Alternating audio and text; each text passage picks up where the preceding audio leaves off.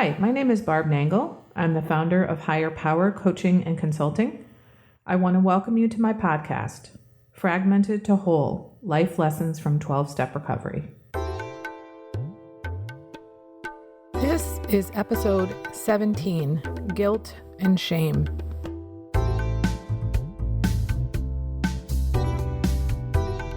I got an outreach call the other day from someone else in recovery, and that call gave me the idea for this podcast. I think the conversation we had on the phone about guilt and shame will be helpful to a lot of people. Interestingly, after I made notes about it for the podcast, I had almost the same exact conversation and with another person later in that evening. So the topic feels really timely for me. The person who called me started by saying they had an enormous amount of fear. And we talked about what the fear was about. They first said they're having a really hard time understanding the difference between guilt and shame. And I don't know that I so much address the difference between those two things in this podcast, but I do know that she felt a lot of relief and help from our conversation. So I'm hoping it will be helpful to you too. First, about the fear. What it boiled down to was that they were afraid to go to God because they didn't know if they would be forgiven by God. And what I said to them was, God is forgiveness.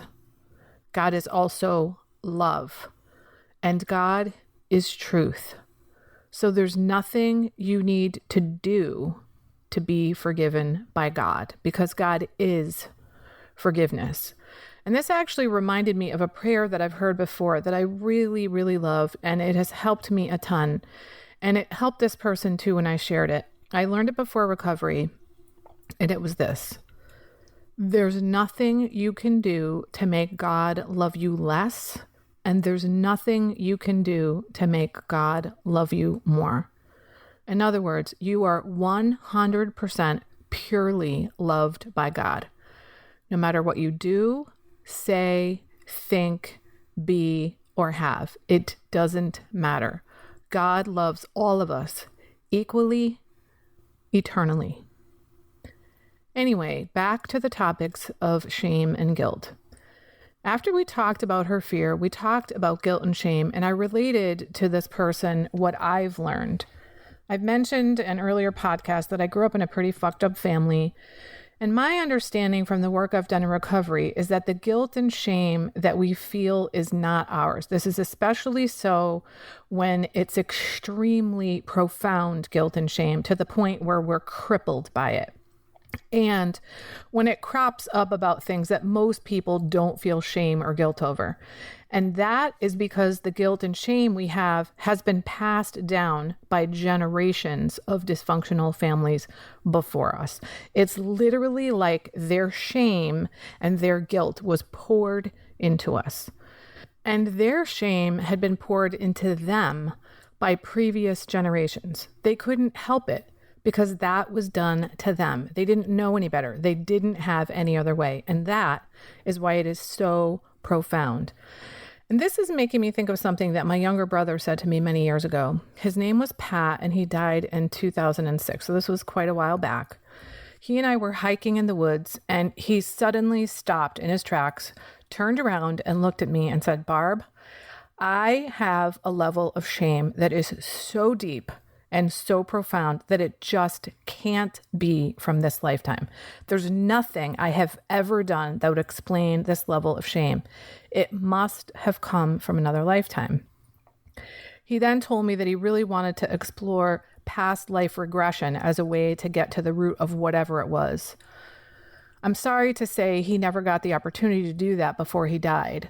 But when I came into recovery and I learned about this notion of guilt and shame and abandonment being passed down from generation to generation, I realized that shame that you had, Pat, was not yours. And it was from the past, but it wasn't necessarily from something you did in a past life. It was from our ancestors.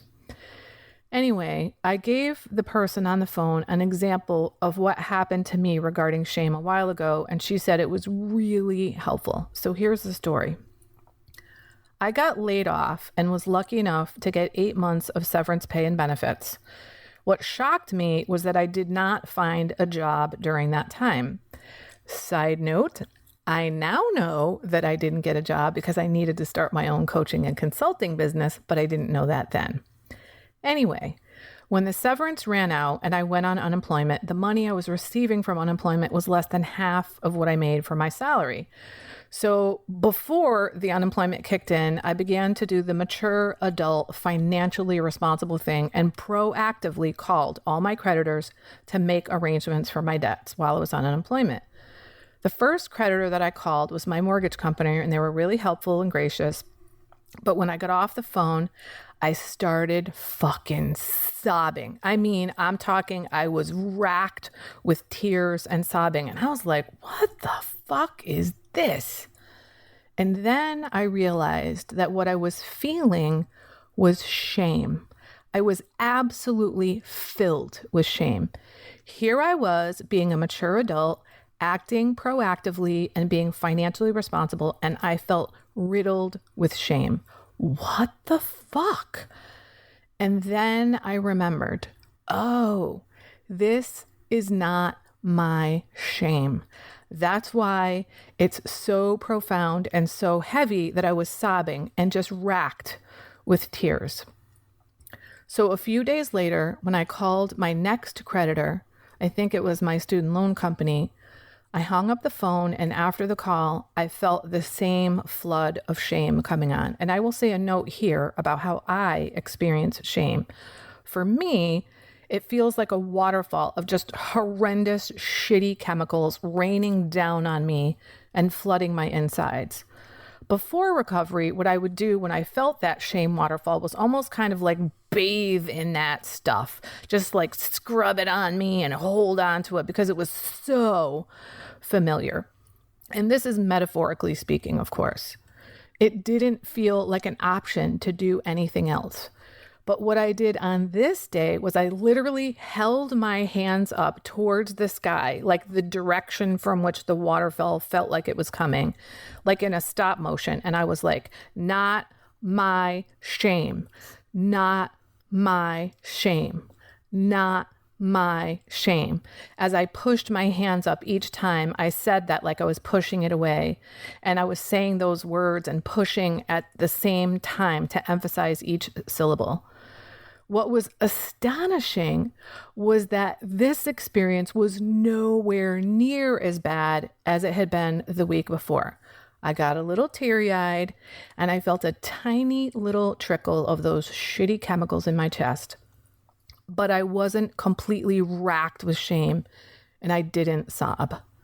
I was amazed. A few days later, I called another creditor. I waited a few days because even though I didn't get racked with sobbing and tears, I still needed a bit of a breather between calls. So I called my next creditor and I did the same thing because after the call, I started to get that little trickle of shame. And again, it was exceedingly helpful. I felt the little trickle, but not the enormous waterfall of the past. And I really, really understood there is nothing here to be ashamed of. I've done what I can. Now, fast forward to last week where I had another episode that involves shame. Here's the story. There's a really fancy restaurant that I drive by practically every day, and I often think I'd really love to go there. I think it pretty regularly because it looks like a really nice place and it also looks really romantic.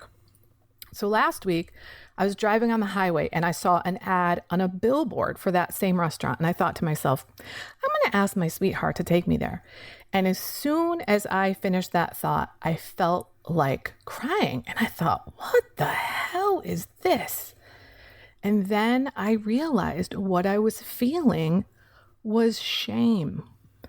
I felt ashamed at the thought of asking to have something that I wanted. This is something that people who grow up in normal, healthy families don't feel. Shame for asking for something they want. Now, the good news here is that I didn't have a meltdown, which I would have in the past, and I actually asked my sweetheart for the thing that I wanted. which I wouldn't have in the past. I said, will you please take me someday to this place? And of course, I padded it with, it doesn't have to be soon. It could be years from now, but someday. And not only did I not have a meltdown, I felt like crying, but I didn't actually cry. And I processed this with myself to figure out what was that root cause. And I asked for the thing that I wanted. Another glorious thing about this is the response I got, which was not just, yes, I'll take you there, but he also said, sooner rather than later, I will take you there. The reason I'm giving this example is to show that I still felt shame, or maybe I should say the impulse toward shame, but it was probably 98% less than what it would have been in the past in similar circumstances. I wasn't crippled by it, and I still asked for the thing because I understood why I was feeling that. And I do understand now, because of recovery, that I deserve to ask for what I want. I might not get it, but I can ask for what I want. So it's possible that you too can get past the profound sense of guilt or shame that you're feeling right now if you're willing to do the work of recovery. As they say, keep coming back. It works if you work it. You're worth it. Now, I want to go back to the outreach phone call. One thing the person said to me was that they understood that the reason that they were shamed was because their mother shamed them their whole life about everything, for asking for things, pretty much everything. And if you're someone who this resonates with, you know what I'm talking about. What I said to her was this: first of all, your mother shamed you because she didn't have any other tools in her toolbox. And second of all, she shamed you because it was probably done to her. Thus, her not having any other tools in her toolbox. She laid guilt trips and shamed you because it was done to her. Recovery helps us to see these patterns, then to undo them in ourselves, and to have more compassion for the people who raised us. It doesn't mean that what they did to us is okay. Of course it's not. But it takes away some of the sting, at least for me, to understand where it came from and to know it's not about me personally. This is about that person not knowing any other way. So I'm going to talk about that now. That's actually something else that we talked about when I was on this outreach call. So the person I was talking to is the parent of a 25-year-old and an 18-year-old. They said, I know I have guilt because I raised my children like this too, and that's healthy guilt. And I was like, whoa, whoa, whoa, whoa. Now, if you did something and you knew it was wrong and you did it anyway, any guilt you have about something like that, yep, that is healthy guilt. But if you didn't know what you were doing or you simply had no other tools in your toolbox, like that was the only way you knew how to parent, that's not healthy guilt. You need to stop doing it for sure now that you know that you've done that. And from this moment forward, you need to stop, or try your absolute best to stop.